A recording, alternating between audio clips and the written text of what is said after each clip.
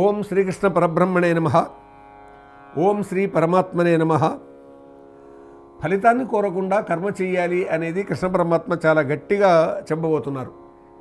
ఎందుకొరకు అంటే తాను బోధిస్తున్నటువంటి బోధలో చెబుతూ వస్తున్నాడు. ఆత్మజ్ఞానానికి సంబంధించి నీ ధర్మకర్మ నీవు చేయాలి అనేటటువంటి విషయానికి సంబంధించి చెప్తూ వచ్చేసి నీవు నిష్కామ కర్మ చేయాలి అంటున్నాడు. ఇక్కడ అంటే అర్జునుడు ఫలితాన్ని కోరే కదా ఇప్పుడు కర్మ చేయాల్సింది. ఇక్కడ ధర్మకర్మ, క్షత్రియ కర్మ, క్షతత్రాయతే ఇది క్షత్రియ కదా, గాయపడ్డ వారిని కాపాడాల్సిన వాడు కదా క్షత్రియుడు.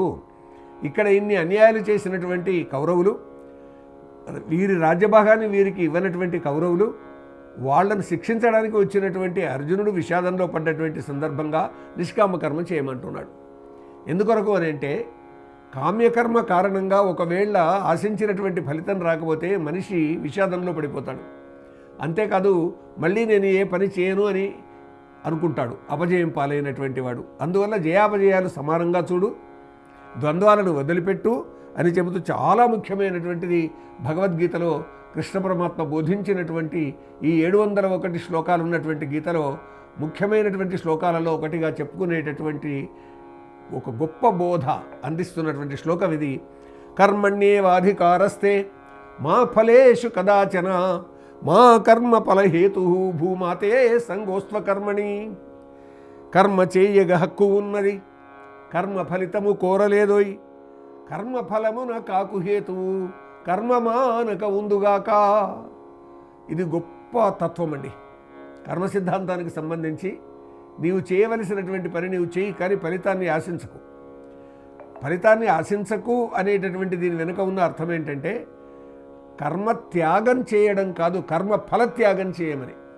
అంటే ఏమిటి దీనికి ఉన్నటువంటి అర్థం, పరమార్థం? అర్జునుడు తాను చేసేటటువంటి కర్మ చేయాలి, యుద్ధం చేయాలి, యుద్ధ ఫలితాన్ని ఆశించవద్దు అంటున్నాడు. అంటే యుద్ధ ఫలితం తాను ఆశించిన విధంగా రాకున్నట్టయితే అప్పుడు అపజయం కారణంగా ఇంకా నేను ఏమీ చెయ్యను అని అనుకుంటాడు మనిషి. నీ ధర్మకర్మ నీవు చేస్తూ వెళ్ళు అంతే. ఫలితం అది జనతా జనార్దనుంది, పరమాత్మకు చెందుతుంది ఫలితం, అందరికీ చెందుతుంది ఫలితం. పంట పండించినటువంటి రైతు తాను ఒక్కడే తినడండి. అంటే అతని కర్మ ఫలితం వందలాది మంది, వేలాది మంది స్వీకరిస్తారు. అమ్మ ఇంట్లో రొట్టె చేస్తుంది, 10 రొట్టెలు చేస్తుంది, తాను తినడానికి కాదు చేసేది, ఇంటిల్లిపాదికి ఆ ఫలితం అందుతుంది. అందరికీ, కొడుకులందరికీ రొట్టెలు పెడుతుంది. తిన్న తర్వాత ఏమిస్తారు నాకని అడుగుతుందా? ఇదే కర్మ ఫలత్యాగం అంటే. అంటే ఫలితం ఏదైతే ఉన్నదో ఫలితం అందరికీ అందే విధంగా చేస్తుంది, నిస్వార్థంగా చేస్తుంది, ప్రేమతో చేస్తుంది. ఆత్మీయత, అనురాగం, అనుబంధం, మమత ఇవన్నీ కూడా కలబోసి చేసినటువంటి కర్మ అది.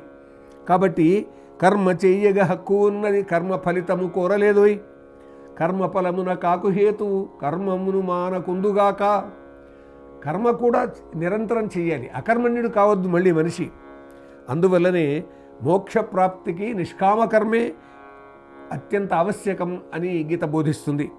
అకర్మణ్యత్వాన్ని వదలాలి, కర్మ చెయ్యాలి. కర్మ చేయకుంటే ఏమవుతుంది? కర్మ చేయకుంటే సువర్తనం వస్తుంది. కర్మ మానడం వల్ల ఏమొస్తుంది? ఇంకా తమో గుణం పెరిగిపోతుంది. అందుకే కృష్ణ పరమాత్మ మరొక చోటు చెప్తాడు, నహి కశ్చిత్ క్షణమపి జాతు తిష్టత్యకర్మకృత్. కర్మ చేయకుండా ఏ క్షణం కూడా మనిషి ఉండలేడు అని బోధిస్తారు స్వామి. తపస్సు చేసేవారు కూడా సత్కార్యాలు చేస్తూనే ఉంటారు. అంటే ఒకవైపు తపస్సు చేస్తూ నిరంతరం ధ్యానంలో ఉన్నా కానీ, నిరంతరం జపంలో ఉన్నా కానీ వారు మధ్య మధ్య సత్కార్యాలు చేస్తూనే ఉంటారు. ఒక్కసారి ఆలోచించండి. విశ్వామిత్రుడు కానీ, వశిష్ఠుడు కానీ, భరద్వాజుడు కానీ, ఇంకా ఎవరెవరు మనకు ఏ ఏ యుగాల్లో కనిపించినటువంటి తపోధనులు ఉన్నారో వాళ్ళందరూ కూడా కర్మలు చేస్తూనే వచ్చారు. విశ్వామిత్రుడు తాను తపస్సు చేసినా కానీ ధర్మరక్షణార్థమై రామలక్ష్మణుని తీసుకుని వెళ్ళారా లేదా? వశిష్ఠుల వారు తాను తపస్సు చేసినటువంటి వారు అయినా కానీ తాను బోధించాల్సినటువంటి బోధలు శిష్యులకు చెప్పారా లేదా? కాబట్టి ఈ విధంగా తపస్సులో ఉన్నా కానీ, ఎక్కడ ఉన్నా కానీ ఎవరి కర్మ వారు చేయాల్సిందే. భగవద్గీత సందేశం అనాసక్త యోగం చెప్పి ఉన్నా కానీ, కర్మ తాను చేసినా కానీ ఆ ఫలితాన్ని కోరొద్దు, ఫలితం పరమాత్మనిది. అందుకే 140 కోట్ల ప్రజానీకము ఉన్నటువంటి భారతదేశంలో ఎవరు ఏ కర్మ చేసినా కానీ దేశ ప్రజలందరిది, జనతా జనార్దనుంది అని అనుకోండి అనేటటువంటి విధంగా అక్కడక్కడ పెద్దవాళ్ళు బోధిస్తూ ఉంటారు. కాబట్టి స్వాతంత్ర్యం విషయంలో కూడా నా ఒక్కరికి స్వాతంత్ర్యం కావాలని ఎవరు కోరుకోలేదండి, అందరికీ కావాలి స్వాతంత్ర్యం అనే కోరుకున్నారు.